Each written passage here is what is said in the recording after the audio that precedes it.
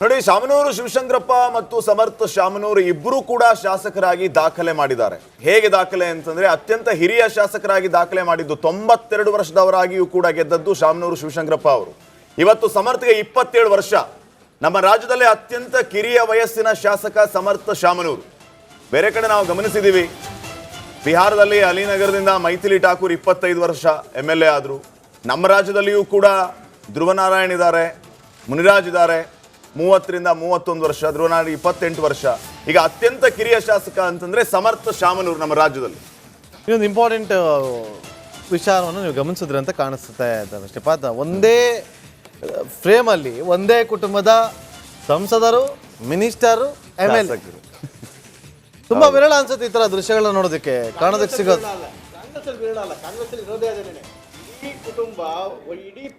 ಹಂಗೆ ಹೇಳ್ತಾ ಹೋದ್ರೆ ಬಿಜೆಪಿ ಸೋನಿಯಾ ಗಾಂಧಿ ರಾಜ್ಯಸಭಾ ಮೆಂಬರ್ ಆಗುತ್ತೆ,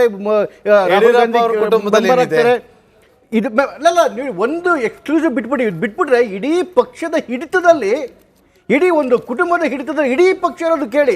ಒಬ್ಬರು ಕುಟುಂಬದೊಳಗಡೆ ಯಾವ ಬೇರೆ ಪಕ್ಷ ಇಲ್ಲ ಅಂತಲ್ಲ, ಆದರೆ ನೀವು ಇಂಡಿಯಾ ಅಲೈನ್ಸ್ ಇರ್ತಕ್ಕಂಥ ಎಲ್ಲಾ ಪಕ್ಷಗಳು ನೋಡಿ, ಒಂದು ಕುಟುಂಬದ ಹಿಡಿತಕ್ಕೆ ನೇತು ಬಿದ್ದಿರ್ತಕ್ಕಂಥದ್ದು.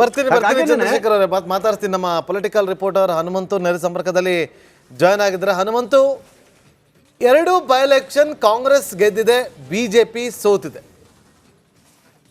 ಕಾಂಗ್ರೆಸ್ ಗೆದ್ದು ಏನ್ ಸಂದೇಶವನ್ನ ಕೊಟ್ಟಿದೆ, ಬಿಜೆಪಿ ಸೋತು ಯಾವ ಪಾಠವನ್ನ ಕಲಿಬೇಕಾಗಿದೆ?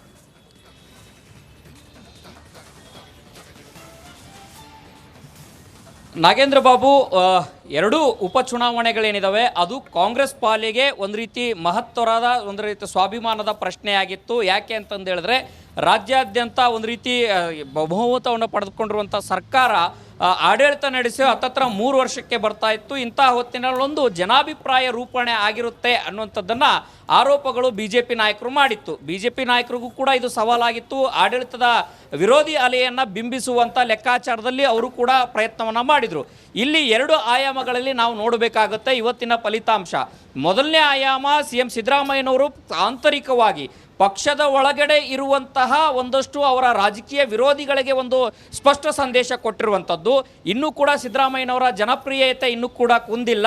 ಆ ಮೂಲಕ ಮುಂಬರುವಂಥ ಒಂದಷ್ಟು ನಾಯಕತ್ವ ಬದಲಾವಣೆಯ ವಿಚಾರ ಚರ್ಚೆಗೆ ಬಂದಂಥ ಸಂದರ್ಭದಲ್ಲಿ ಮತ್ತೆ ಬಲಿಷ್ಠ ಆಗುವಂಥ ಸಾಧ್ಯತೆಗಳು ಹೆಚ್ಚಿರುವಂಥದ್ದು. ಅದರ ಜೊತೆಗೆ ಕ್ಯಾಬಿನೆಟ್ ರೀಶಫಲ್ ಆಗುವಂಥ ಸಂದರ್ಭದಲ್ಲಿ ಅವರ ಮೇಲುಗೈ ಆಗುವಂಥ ಸಾಧ್ಯತೆಗಳಿದ್ದಾವೆ. ಕಾರಣ ಏನಂತಂದು ಹೇಳಿದರೆ, ಸಿದ್ದರಾಮಯ್ಯನವರ ಕೊಟ್ಟಂಥ ಆಡಳಿತ ಏನಿದೆ, ಗ್ಯಾರಂಟಿಗಳೇನಿದೆ, ಅದಕ್ಕೆ ಜನರ ಮನ್ನಣೆ ಕೊಟ್ಟಿದ್ದಾರೆ ಅನ್ನುವಂಥದ್ದು ಅವರ ಆಂತರಿಕವಾಗಿರುವಂಥ ಸ್ವಪಕ್ಷದ ರಾಜಕೀಯ ವಿರೋಧಿಗಳಿಗೆ ಕೊಡುವಂಥ ಸಂದೇಶ.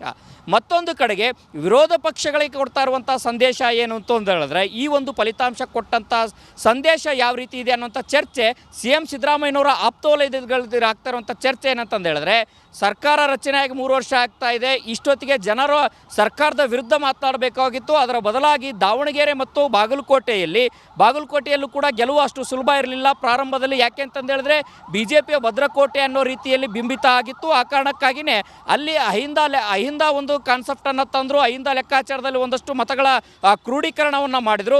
ಮತ್ತೊಂದು ಕಡೆಗೆ ಗ್ಯಾರಂಟಿ ಯೋಜನೆಗಳು ಆಗಿರ್ಬೋದು ಮತ್ತು ಸರ್ಕಾರದ ಅಭಿವೃದ್ಧಿಪರ ಯೋಜನೆಗಳನ್ನು ಮಾಡಿರುವಂಥ ಕಾರಣಕ್ಕಾಗಿಯೇ ಇಲ್ಲಿ ಸರ್ಕಾರಕ್ಕೆ ಒಂದು ರೀತಿ ಸರ್ಕಾರ ಮತ್ತು CM ಸಿದ್ದರಾಮಯ್ಯರ ನಾಯಕತ್ವಕ್ಕೆ ಜೈ ಎಂದಿದ್ದಾರೆ ಮತದಾರರು ಅನ್ನುವಂಥ ಒಂದಷ್ಟು ಪ್ರಚಾರವು ಕ್ಲೇಮ್ ಮಾಡುವಂಥ ಲೆಕ್ಕಾಚಾರ ರಾಜಕಾರಣದಲ್ಲಿ ನಡೆಯುತ್ತೆ.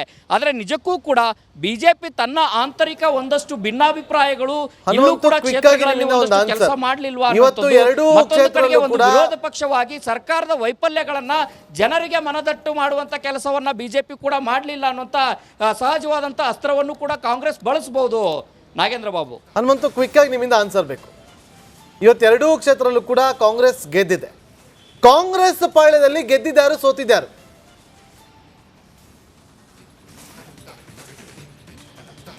ಇಲ್ಲಿ ನಿಜಕ್ಕೂ ಕೂಡ ಗೆದ್ದಿದ್ಯಾರು ಸೋತಿದ್ಯಾರು ಅನ್ನುವಂಥ ಪ್ರಶ್ನೆ ಬಂದಂಥ ಸಂದರ್ಭದಲ್ಲಿ ಅದು ಮುಂಬರುವಂಥ ಈ ಫಲಿತಾಂಶದ ಬಳಿಕ ಹೈಕಮಾಂಡ್ ಮಟ್ಟದಲ್ಲಿ ಒಂದಷ್ಟು ರಾಜ್ಯ ರಾಜಕಾರಣದ ಬೆಳವಣಿಗೆಗಳು ಜೋರಾಗಿ ನಡೆಯುತ್ತೆ.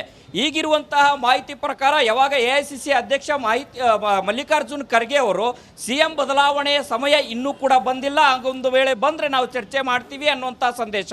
ಅದರ ಜೊತೆಗೆ CM ಆರ್ಥಿಕ ಸಲಹೆಗಾರರಾದಂಥ ಬಸವರಾಜ ರಾಯರೆಡ್ಡಿ ಅವರು ಕೂಡ ರಿಪಬ್ಲಿಕ್ ಕನ್ನಡ ಜೊತೆ ಮಾತನಾಡುವಂಥ ಸಂದರ್ಭದಲ್ಲಿ ಸ್ವತಃ ಮಲ್ಲಿಕಾರ್ಜುನ್ ಖರ್ಗೆ ಅವರೇ ಹೇಳಿದ್ದಾರೆ CM ಬದಲಾವಣೆಯ ಚರ್ಚೆ ಇಲ್ಲ ಅನ್ನುವಂಥ ಮಾತನ್ನು ಕೂಡ ಹಂಚಿಕೊಂಡಿದ್ರು. ಆದಾಗ್ಯೂ ಕೂಡ ಕಾಂಗ್ರೆಸ್ ಪಕ್ಷದಲ್ಲಿ ಇನ್ನೂ ಕೂಡ ಒಳಗೊಳಗೆ ಆಂತರಿಕವಾಗಿ ನಾಯಕತ್ವ ಬದಲಾವಣೆಯ ಜಟಾಪಟಿ ಆ ಒಂದು ಚರ್ಚೆ ಇದ್ದೇ ಇದೆ. ಆ ಒಂದು ಚರ್ಚೆ ತಾರ್ಕಿಕ ಹಂತಕ್ಕೆ ಹೋಗಿ ತೆಗೆದುಕೊಂಡು ಒಂದು ಸ್ಪಷ್ಟ ನಿರ್ಧಾರ ಹೈಕಮಾಂಡ್ ಕೂಡ ರವಾನೆ ಮಾಡುವಂಥ ಸಾಧ್ಯತೆ ಇದೆ. ಇಂತಹ ಸಂದರ್ಭದಲ್ಲಿ ಇಲ್ಲಿ ಸಿದ್ದರಾಮಯ್ಯನವರು ಮತ್ತು ಅವರ ಟೀಮ್ ಏನಿದೆ ಅದನ್ನು ಕ್ಲೇಮ್ ಮಾಡುವಂಥ ಸಾಧ್ಯತೆಗಳಿದ್ದಾವೆ. ಅಹಿಂದ ಕಾಂಗ್ರೆಸ್ ಪಕ್ಷದ ಬೆನ್ನೆಲುಬಾಗಿ ಕೈ ಹಿಡಿದಿದೆ. ಅದರ ಜೊತೆಗೆ ಸರ್ಕಾರದ ಪರವಾಗಿ ಜನ ಇದ್ದಾರೆ. ಸಿದ್ದರಾಮಯ್ಯನವರು ಉತ್ತಮ ಆಡಳಿತ ಕೊಡ್ತಾ ಇದ್ದಾರೆ. ಮತ್ತೊಂದು ಕಡೆಗೆ ಅವರೇ ಹೇಳಿದಾಗೆ ನಾವು ಆರ್ಥಿಕ ಸಲಹೆಗಾರರು ಕೂಡ ಹೇಳಿದ್ರು ಸಿದ್ದರಾಮಯ್ಯನ ವಿರುದ್ಧ ಯಾವುದೇ ರೀತಿಯ ಆಡಳಿತ ವಿರೋಧಿ ಅಲೆ ಮತ್ತು ಆರೋಪಗಳು ಬಂದಿಲ್ಲ, ಹಾಗಾಗಿ ಬದಲಾವಣೆ ಮಾಡಬೇಡಿ ಅನ್ನುವಂಥ ಒಂದಷ್ಟು ಒತ್ತಾಯಗಳು ಕೂಡ ಹೈಕಮಾಂಡ್ ಮಟ್ಟದಲ್ಲಿ ಮಾಡಬಹುದು. ಇಂಥದ್ದು ಕಡೆಗೆ ಒಂದು DCM DK ಶಿವಕುಮಾರ್ ಅವರು ಕೂಡ ತಮ್ಮ ಶ್ರಮಕ್ಕೆ ಕೂಲಿಯನ್ನು ಕೇಳ್ತಾ ಇದ್ದಾರೆ.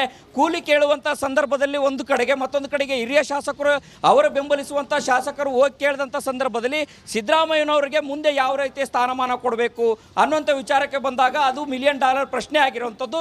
ಸಹಜವಾಗಿ ಇದು CM ಸಿದ್ದರಾಮಯ್ಯನವರಿಗೆ ಒಂದಷ್ಟು ಬಲ ತುಂಬುತ್ತೆ. ಮತ್ತೊಂದು ಕಡೆಗೆ ನೋಡಿ, ಶಾಮನೂರು ಶಿವಶಂಕರಪ್ಪ ಮತ್ತು ಸಮರ್ಥ ಶಾಮನೂರು ಇಬ್ಬರು ಕೂಡ ಶಾಸಕರಾಗಿ ದಾಖಲೆ ಮಾಡಿದ್ದಾರೆ.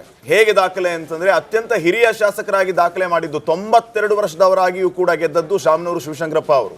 ಇವತ್ತು ಸಮರ್ಥಗೆ 27 ವರ್ಷ. ನಮ್ಮ ರಾಜ್ಯದಲ್ಲೇ ಅತ್ಯಂತ ಕಿರಿಯ ವಯಸ್ಸಿನ ಶಾಸಕ ಸಮರ್ಥ ಶಾಮನೂರು. ಬೇರೆ ಕಡೆ ನಾವು ಗಮನಿಸಿದ್ದೀವಿ, ಬಿಹಾರದಲ್ಲಿ ಅಲಿನಗರದಿಂದ ಮೈಥಿಲಿ ಠಾಕೂರ್ 25 ವರ್ಷ MLA ಆದರು. ನಮ್ಮ ರಾಜ್ಯದಲ್ಲಿಯೂ ಕೂಡ ಧ್ರುವನಾರಾಯಣ್ ಇದ್ದಾರೆ, ಮುನಿರಾಜ್ ಇದ್ದಾರೆ, 30 ರಿಂದ 31 ವರ್ಷ, ಧ್ರುವನಾರಾಯಣ್ 28 ವರ್ಷ. ಈಗ ಅತ್ಯಂತ ಕಿರಿಯ ಶಾಸಕ ಅಂತಂದ್ರೆ ಸಮರ್ಥ ಶಾಮನೂರು ನಮ್ಮ ರಾಜ್ಯದಲ್ಲಿ. ಇನ್ನೊಂದು ಇಂಪಾರ್ಟೆಂಟ್ ವಿಚಾರವನ್ನು ನೀವು ಗಮನಿಸಿದ್ರೆ ಅಂತ ಕಾಣಿಸುತ್ತೆ ಶ್ರೀಪಾದ್. ಒಂದೇ ಫ್ರೇಮಲ್ಲಿ ಒಂದೇ ಕುಟುಂಬದ ಸಂಸದರು, ಮಿನಿಸ್ಟರು, MLA ತುಂಬಾ ವಿರಳ ಅನ್ಸುತ್ತೆ ಈ ತರ ದೃಶ್ಯಗಳನ್ನ ನೋಡೋದಕ್ಕೆ, ಕಾಣೋದಕ್ಕೆ ಸಿಗೋದು.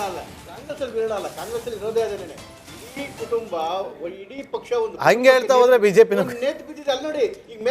ಸೋನಿಯಾ ಗಾಂಧಿ ರಾಜ್ಯಸಭಾ ಮೆಂಬರ್ ಆಗುತ್ತೆ,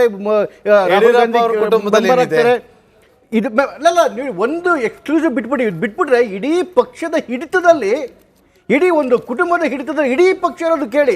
ಒಬ್ಬರು ಕುಟುಂಬದೊಳಗಡೆ ಯಾವ ಬೇರೆ ಪಕ್ಷ ಇಲ್ಲ ಅಂತಲ್ಲ, ಆದರೆ ನೀವು ಇಂಡಿಯಾ ಅಲೈನ್ಸ್ ಇರ್ತಕ್ಕಂಥ ಎಲ್ಲಾ ಪಕ್ಷಗಳು ನೋಡಿ ಒಂದು ಕುಟುಂಬದ ಹಿಡಿತಕ್ಕೆ ನೇತು ಬಿದ್ದಿರ್ತಕ್ಕಂಥದ್ದು. ಮಾತಾಡ್ತೀನಿ. ನಮ್ಮ ಪೊಲಿಟಿಕಲ್ ರಿಪೋರ್ಟರ್ ಹನುಮಂತು ನೆರೆ ಸಂಪರ್ಕದಲ್ಲಿ ಜಾಯ್ನ್ ಆಗಿದ್ರೆ. ಹನುಮಂತು, 2 ಬೈ ಎಲೆಕ್ಷನ್ ಕಾಂಗ್ರೆಸ್ ಗೆದ್ದಿದೆ, ಬಿಜೆಪಿ ಸೋತಿದೆ.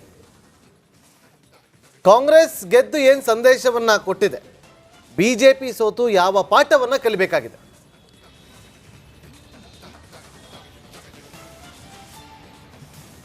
ನಾಗೇಂದ್ರ ಬಾಬು, 2 ಉಪಚುನಾವಣೆಗಳೇನಿದಾವೆ ಅದು ಕಾಂಗ್ರೆಸ್ ಪಾಲಿಗೆ ಒಂದು ರೀತಿ ಮಹತ್ತರವಾದ ಒಂದು ರೀತಿ ಸ್ವಾಭಿಮಾನದ ಪ್ರಶ್ನೆಯಾಗಿತ್ತು. ಯಾಕೆ ಅಂತಂದು ಹೇಳಿದ್ರೆ ರಾಜ್ಯಾದ್ಯಂತ ಒಂದು ರೀತಿ ಬಹುಮತವನ್ನು ಪಡೆದುಕೊಂಡಿರುವಂಥ ಸರ್ಕಾರ ಆಡಳಿತ ನಡೆಸಿ ಹತ್ತತ್ರ 3 ವರ್ಷಕ್ಕೆ ಬರ್ತಾ ಇತ್ತು. ಇಂತಹ ಹೊತ್ತಿನಲ್ಲೊಂದು ಜನಾಭಿಪ್ರಾಯ ರೂಪಣೆ ಆಗಿರುತ್ತೆ ಅನ್ನುವಂಥದ್ದನ್ನು ಆರೋಪಗಳು BJP ನಾಯಕರು ಮಾಡಿತ್ತು. BJP ನಾಯಕರಿಗೂ ಕೂಡ ಇದು ಸವಾಲಾಗಿತ್ತು. ಆಡಳಿತದ ವಿರೋಧಿ ಅಲೆಯನ್ನು ಬಿಂಬಿಸುವಂಥ ಲೆಕ್ಕಾಚಾರದಲ್ಲಿ ಅವರು ಕೂಡ ಪ್ರಯತ್ನವನ್ನು ಮಾಡಿದರು. ಇಲ್ಲಿ 2 ಆಯಾಮಗಳಲ್ಲಿ ನಾವು ನೋಡಬೇಕಾಗುತ್ತೆ ಇವತ್ತಿನ ಫಲಿತಾಂಶ. ಮೊದಲನೇ ಆಯಾಮ CM ಸಿದ್ದರಾಮಯ್ಯನವರು ಆಂತರಿಕವಾಗಿ ಪಕ್ಷದ ಒಳಗಡೆ ಇರುವಂತಹ ಒಂದಷ್ಟು ಅವರ ರಾಜಕೀಯ ವಿರೋಧಿಗಳಿಗೆ ಒಂದು ಸ್ಪಷ್ಟ ಸಂದೇಶ ಕೊಟ್ಟಿರುವಂಥದ್ದು. ಇನ್ನೂ ಕೂಡ ಸಿದ್ದರಾಮಯ್ಯನವರ ಜನಪ್ರಿಯತೆ ಇನ್ನೂ ಕೂಡ ಕುಂದಿಲ್ಲ. ಆ ಮೂಲಕ ಮುಂಬರುವಂಥ ಒಂದಷ್ಟು ನಾಯಕತ್ವ ಬದಲಾವಣೆಯ ವಿಚಾರ ಚರ್ಚೆಗೆ ಬಂದಂಥ ಸಂದರ್ಭದಲ್ಲಿ ಮತ್ತೆ ಬಲಿಷ್ಠ ಆಗುವಂಥ ಸಾಧ್ಯತೆಗಳು ಹೆಚ್ಚಿರುವಂಥದ್ದು. ಅದರ ಜೊತೆಗೆ ಕ್ಯಾಬಿನೆಟ್ ರೀಶಫಲ್ ಆಗುವಂಥ ಸಂದರ್ಭದಲ್ಲಿ ಅವರ ಮೇಲುಗೈ ಆಗುವಂಥ ಸಾಧ್ಯತೆಗಳಿದ್ದಾವೆ. ಕಾರಣ ಏನಂತಂದು ಹೇಳಿದರೆ ಸಿದ್ದರಾಮಯ್ಯನವರ ಕೊಟ್ಟಂಥ ಆಡಳಿತ ಏನಿದೆ, ಗ್ಯಾರಂಟಿಗಳೇನಿದೆ, ಅದಕ್ಕೆ ಜನರ ಮನ್ನಣೆ ಕೊಟ್ಟಿದ್ದಾರೆ ಅನ್ನುವಂಥದ್ದು ಅವರ ಆಂತರಿಕವಾಗಿರುವಂಥ ಸ್ವಪಕ್ಷದ ರಾಜಕೀಯ ವಿರೋಧಿಗಳಿಗೆ ಕೊಡುವಂಥ ಸಂದೇಶ. ಮತ್ತೊಂದು ಕಡೆಗೆ ವಿರೋಧ ಪಕ್ಷಗಳಿಗೆ ಕೊಡ್ತಾ ಇರುವಂಥ ಸಂದೇಶ ಏನು ಅಂತ ಹೇಳಿದ್ರೆ ಈ ಒಂದು ಫಲಿತಾಂಶ ಕೊಟ್ಟಂಥ ಸಂದೇಶ ಯಾವ ರೀತಿ ಇದೆ ಅನ್ನೋಂಥ ಚರ್ಚೆ CM ಸಿದ್ದರಾಮಯ್ಯನವರ ಆಪ್ತವಲಯದಲ್ಲಿ ಆಗ್ತಾ ಇರುವಂಥ ಚರ್ಚೆ ಏನಂತಂದು ಹೇಳಿದ್ರೆ ಸರ್ಕಾರ ರಚನೆಯಾಗಿ 3 ವರ್ಷ ಆಗ್ತಾ ಇದೆ. ಇಷ್ಟೊತ್ತಿಗೆ ಜನರು ಸರ್ಕಾರದ ವಿರುದ್ಧ ಮಾತನಾಡಬೇಕಾಗಿತ್ತು. ಅದರ ಬದಲಾಗಿ ದಾವಣಗೆರೆ ಮತ್ತು ಬಾಗಲಕೋಟೆಯಲ್ಲೂ ಕೂಡ ಗೆಲುವು ಅಷ್ಟು ಸುಲಭ ಇರಲಿಲ್ಲ ಪ್ರಾರಂಭದಲ್ಲಿ. ಯಾಕೆ ಅಂತಂದು ಹೇಳಿದ್ರೆ BJPಯ ಭದ್ರಕೋಟೆ ಅನ್ನೋ ರೀತಿಯಲ್ಲಿ ಬಿಂಬಿತ ಆಗಿತ್ತು. ಆ ಕಾರಣಕ್ಕಾಗಿಯೇ ಅಲ್ಲಿ ಅಹಿಂದ ಒಂದು ಕಾನ್ಸೆಪ್ಟನ್ನು ತಂದರು. ಅಹಿಂದ ಲೆಕ್ಕಾಚಾರದಲ್ಲಿ ಒಂದಷ್ಟು ಮತಗಳ ಕ್ರೋಢೀಕರಣವನ್ನು ಮಾಡಿದರು. ಮತ್ತೊಂದು ಕಡೆಗೆ ಗ್ಯಾರಂಟಿ ಯೋಜನೆಗಳು ಆಗಿರ್ಬೋದು ಮತ್ತು ಸರ್ಕಾರದ ಅಭಿವೃದ್ಧಿಪರ ಯೋಜನೆಗಳನ್ನು ಮಾಡಿರುವಂಥ ಕಾರಣಕ್ಕಾಗಿಯೇ ಇಲ್ಲಿ ಸರ್ಕಾರಕ್ಕೆ ಒಂದು ರೀತಿ ಸರ್ಕಾರ ಮತ್ತು CM ಸಿದ್ದರಾಮಯ್ಯವರ ನಾಯಕತ್ವಕ್ಕೆ ಜೈ ಎಂದಿದ್ದಾರೆ ಮತದಾರರು ಅನ್ನುವಂಥ ಒಂದಷ್ಟು ಪ್ರಚಾರವು ಕ್ಲೇಮ್ ಮಾಡುವಂಥ ಲೆಕ್ಕಾಚಾರ ರಾಜಕಾರಣದಲ್ಲಿ ಈಗ ನಡೆಯುತ್ತೆ. ಆದರೆ ನಿಜಕ್ಕೂ ಕೂಡ BJP ತನ್ನ ಆಂತರಿಕ ಒಂದಷ್ಟು ಭಿನ್ನಾಭಿಪ್ರಾಯಗಳು ಇನ್ನೂ ಕೂಡ ಕ್ಷೇತ್ರಗಳಲ್ಲಿ ಒಂದಷ್ಟು ಕೆಲಸ ಮಾಡಲಿಲ್ವಾ ಅನ್ನೋದು, ಮತ್ತೊಂದು ಕಡೆಗೆ ಒಂದು ವಿರೋಧ ಪಕ್ಷವಾಗಿ ಸರ್ಕಾರದ ವೈಫಲ್ಯಗಳನ್ನ ಜನರಿಗೆ ಮನದಟ್ಟು ಮಾಡುವಂತ ಕೆಲಸವನ್ನ BJP ಕೂಡ ಮಾಡಲಿಲ್ಲ ಅನ್ನುವಂತ ಸಹಜವಾದಂತ ಅಸ್ತ್ರವನ್ನು ಕೂಡ ಕಾಂಗ್ರೆಸ್ ಬಳಸಬಹುದು. ನಾಗೇಂದ್ರ ಬಾಬು. ಹನುಮಂತು, ಕ್ವಿಕ್ ಆಗಿ ನಿಮ್ಮಿಂದ ಆನ್ಸರ್ ಬೇಕು. ಇವತ್ತು ಎರಡೂ ಕ್ಷೇತ್ರದಲ್ಲೂ ಕೂಡ ಕಾಂಗ್ರೆಸ್ ಗೆದ್ದಿದೆ. ಕಾಂಗ್ರೆಸ್ ಪಾಳ್ಯದಲ್ಲಿ ಗೆದ್ದಿದ್ದಾರು, ಸೋತಿದ್ದಾರು?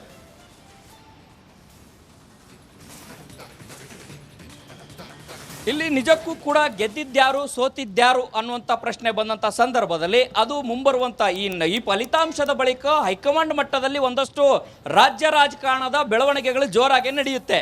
ಈಗಿರುವಂತಹ ಮಾಹಿತಿ ಪ್ರಕಾರ ಯಾವಾಗ AICC ಅಧ್ಯಕ್ಷ ಮಲ್ಲಿಕಾರ್ಜುನ್ ಖರ್ಗೆ ಅವರು CM ಬದಲಾವಣೆಯ ಸಮಯ ಇನ್ನೂ ಕೂಡ ಬಂದಿಲ್ಲ, ಹಾಗೊಂದು ವೇಳೆ ಬಂದರೆ ನಾವು ಚರ್ಚೆ ಮಾಡ್ತೀವಿ ಅನ್ನುವಂಥ ಸಂದೇಶ.